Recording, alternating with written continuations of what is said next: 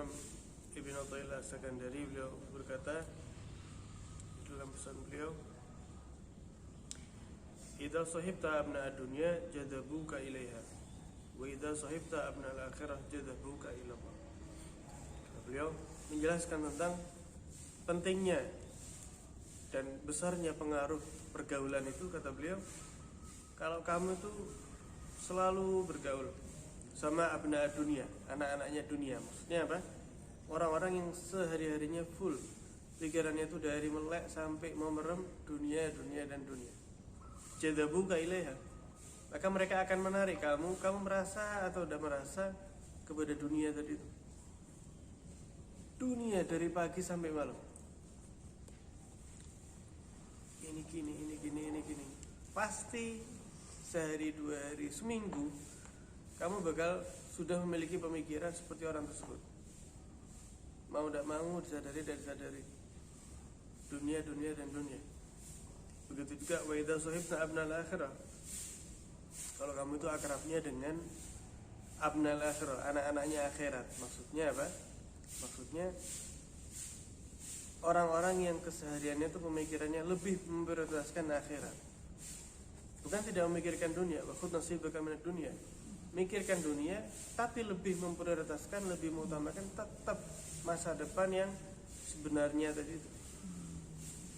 Karena kan orang kan mikir masa depan di dunia ya. Mikir masa depan di dunia pasti ada keinginan. Oh, saya nanti pengen seperti ini. Keinginan tidak ada masalah.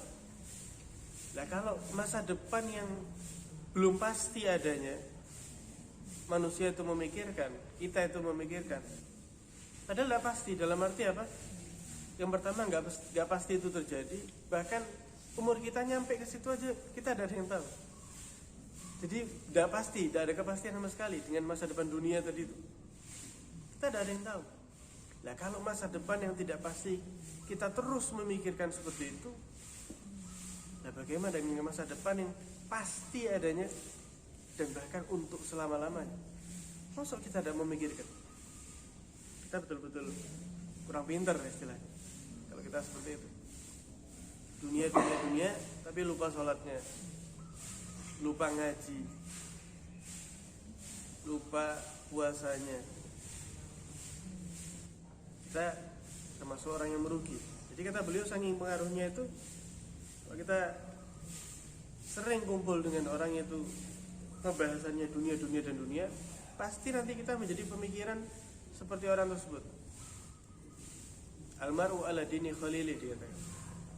Seseorang itu secara mutlak akan memiliki perangai tergantung dengan siapa dia bersahabat dengannya. Falyandur ahadakum man yukhalil, maka lihatlah orang di antara kalian bersama siapa dia tadi itu bersahabat. Bila dikatakan la tas'al anil mar'i, kamu kalau mau tanya tentang seseorang, kamu tidak usah jauh-jauh tanya orang itu bagaimana. Wasal an qarini, tanya aja dia kumpulannya sama siapa. Innal qarina bil muqarini tadi, karena orang itu selalu secara sadar atau tidak sadar, mau atau tidak mau, mengikuti bersama siapa dia tadi itu berkumpul. Pasti kayak gitu. Tidak usah jauh-jauh. Misalnya urusan inilah, permainan, game. Ya, datang, ini cuma sekedar contoh, datang ke temannya 3 anak main game dengan game yang sama. Kira-kira yang satu orang yang baru kumpul itu bakal ikut. Wah, ini permainannya seru, segala macam. Dunia juga seperti itu.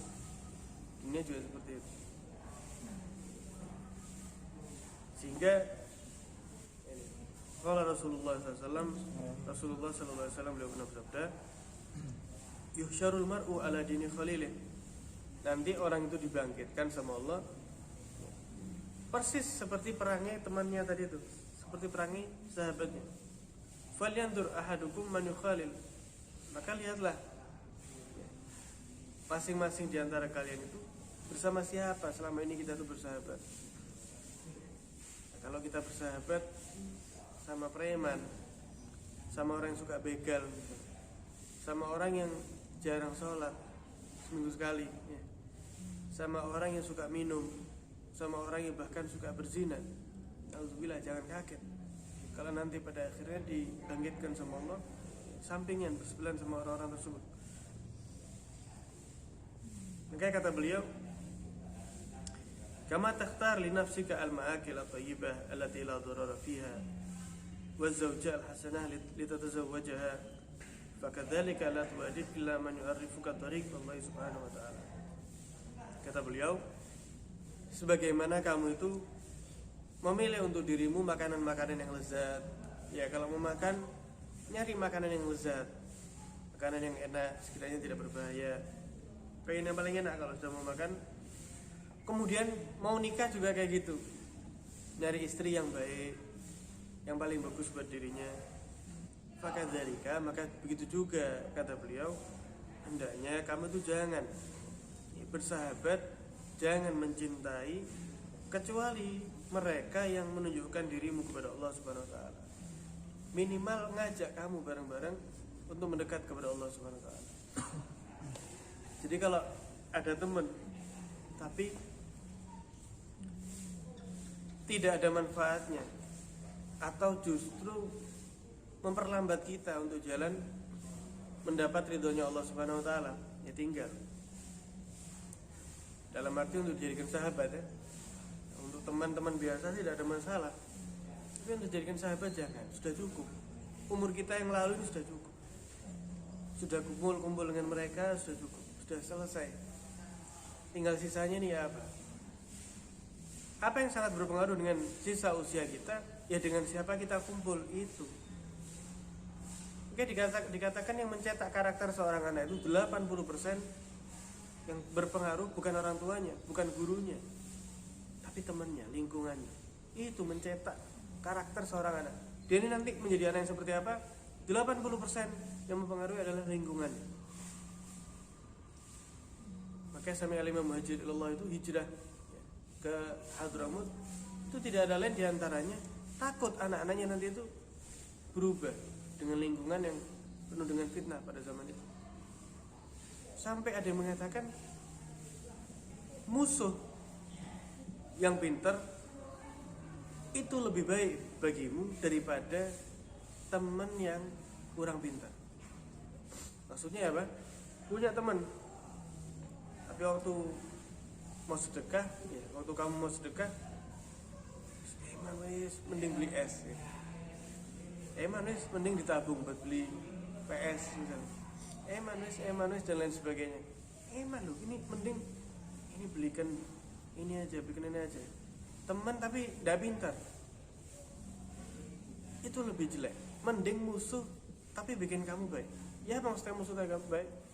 Misalnya gini, ada orang pelit misalnya, punya musuh.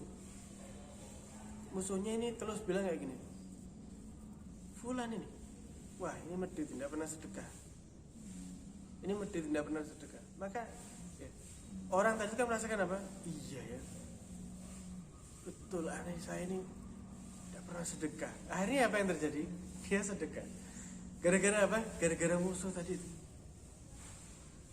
Fulan ini tidak pernah ini ikut sholat berjamaah. Musuhnya yang ngomong, akhirnya iya ya astagfirullah, saya pengen melazimi sholat berjamaah. Fulan ini tidak pernah misalnya ngaji-ngaji, tidak pernah ngaji. Musuhnya yang bilang, akhirnya iya astagfirullah, saya memang jarang ngaji ya, seminggu sekali bahkan sebulan sekali baru ngaji. Ya wis tak ngaji wis. Musuh tapi membuat kita baik itu jauh lebih afdol daripada teman yang membuat kita jauh dari Allah Subhanahu wa taala. Ya, mau sholat mis nanti wis jam berapa ini? Nanti wae mepet baru. Pasti banyak waktu. Ini teman kayak gini mending musuh yang kayak tadi itu ahsan dibanding teman yang modelnya seperti itu. Kemudian beliau melanjutkan, wa alam, ketahuilah, annalaka salah satu akhirlah, kamu itu memiliki 3 sahabat, 3 kerabat yang selalu melekat denganmu, yang selalu ada bersamamu.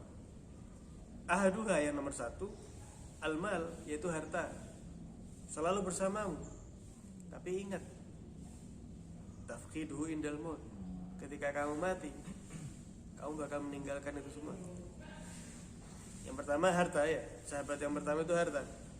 Tapi perlu diingat, siap tidak siap, mau tidak mau, kita yang ditinggalkan oleh dunia tersebut atau kita yang meninggalkan dunia tersebut, itu pasti.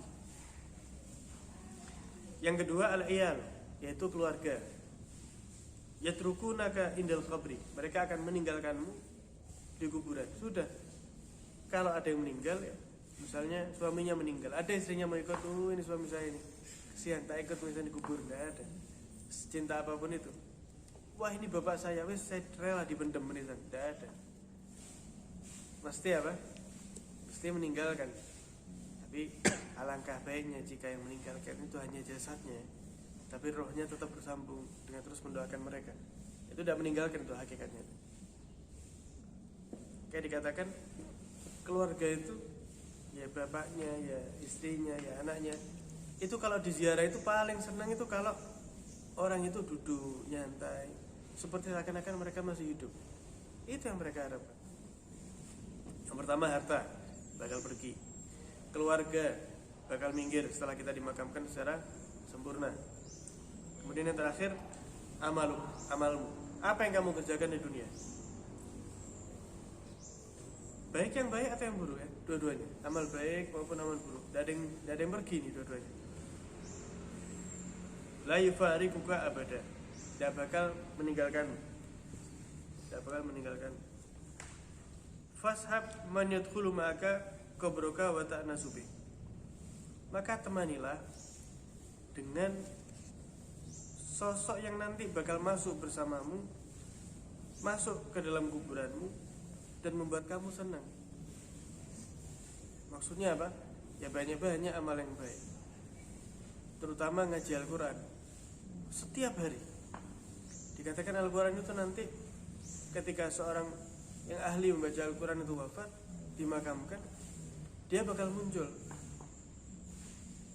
diwujudkan oleh Allah seperti makhluk, seperti manusia. Kemudian tanya kepada yang sering membacanya itu, kamu kenal sahabat saya? Ingat tak sahabat saya? Kata orang tadi, loh saya tidak tahu. Siapa kamu? Loh kamu tidak kenal? Tidak, saya tidak tahu. Saya Al-Quran yang selalu kamu baca setiap hari. Ingat? Iya ingat saya kalau Al-Quran. Kamu tenang, tidak usah ribut, tidak usah takut, tidak usah gelisah. Dari sekarang ini sampai kamu masuk surga, saya semua yang ngurus. Ibarat sekarang itu sudah ada asistennya. Jadi betul-betul dikawal sama Al-Quran itu sampai masuk ke dalam surga. Tidak usah bingung hisab, tidak usah bingung mizan, tidak usah bingung melewati jembatan sirat. Saya yang mengawal. Kalau sudah Al-Quran yang ngawal, apalagi yang ditakut. Jadi dikawal sama Al-Quran tadi, luar biasa. Makanya beruntung orang itu kalau ngaji setiap hari itu dikawal sama Al-Quran. Ibarat sudah ada apa? Asistennya. Kalau di pengadilan sudah ada pengacaranya, dia tinggal santai. Fal aqilu, ya. Maka orang yang berakal sebenarnya itu ya orang yang berakal atas segala hal yang mengenai Allah Tuhannya, atas perintah-perintah Allah dan larangan-larangan Allah SWT. Yang mudah-mudahan kita dijadikan sama Allah orang-orang yang pintar milih teman, pintar bersahabat, supaya bareng-bareng masuk ke dalam surganya Allah SWT. Amin ya rabbal alamin. Wallahu a'lam bishawab.